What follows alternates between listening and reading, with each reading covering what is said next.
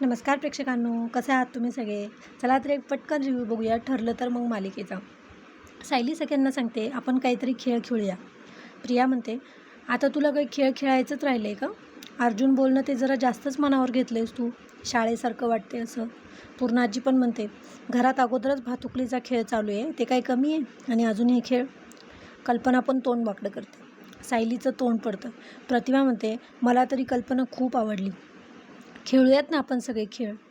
रविराज म्हणतात, प्रतिमाची एवढीच इच्छा आहे तर खेळूया.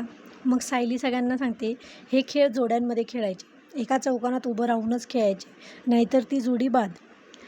ही जोडी कुणाचीही असू शकते, आई मुलाची, बाप लेकीची, कुणाची. प्रिया म्हणते, जर चिटिंग झाली तर ते कोण बघणार? सायली म्हणते, नाही होणार चिटिंग. आपली जज असणारे पूर्णाजी, तर सगळे खुश होतात.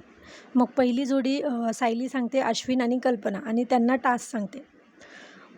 जगमधून पाणी ग्लासमध्ये ओतायचे, पण दोघांचेही एकच हात यूज करणार, पण ते पण बाद होतात. नंतरची जोडी येते प्रताप आणि अर्जुन, आणि त्यांचा खेळ असतो, त्यांनी ताटामध्ये वाटी प्लेट ठेवायचे, पण त्याचा आवाज नाही होऊ द्यायचा, आणि त्यांचा दोघांचा एक एक पाय बांधलेला असेल, पण ते पण लगेचच बाद होतात.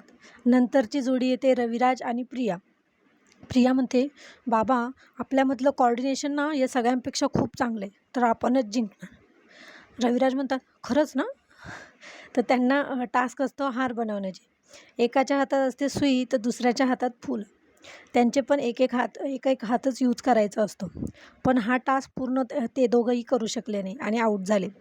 मग अर्जुन म्हणतो, आता शेवटची जोडी मी सांगणार.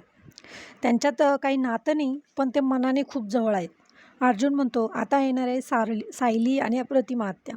त्यांचा टास्क पण मीच सांगणार. तुम्हाला दोघींना एकमेकींना टिकली लावायची, पण तुमचे डोळे बंद असणार. त्यांचे डोळे बांधतात आणि त्यांना गोल फिरवतात. प्रिया म्हणते, बघ हे हारणार. अर्जुन म्हणतो, वेट अँड वॉच. त्या दोघी बरोबर स्पर्श न करतात एकमेकींना टिकली लावतात बरोबर. सगळे खूप खुश होतात आणि टाळ्या वाजवतात. प्रिया म्हणते, चिटिंग केली. अश्विन म्हणतो, नाही गं, चिटिंग नाही केली. पूर्णाजी म्हणते, रक्ताची नाते असलेले सगळे बाद झाले, आणि ज्यांच्यामध्ये फक्त मनाचं नातं आहे त्या दोघी जिंकल्या. आणि हे ऐकून सगळे खुश होतात. तर हा होता आजचा भाग. कसा वाटला तुम्हाला? प्लीज कमेंटमध्ये सांगा आणि आपल्या चॅनलला सबस्क्राईब करा. थँक्यू.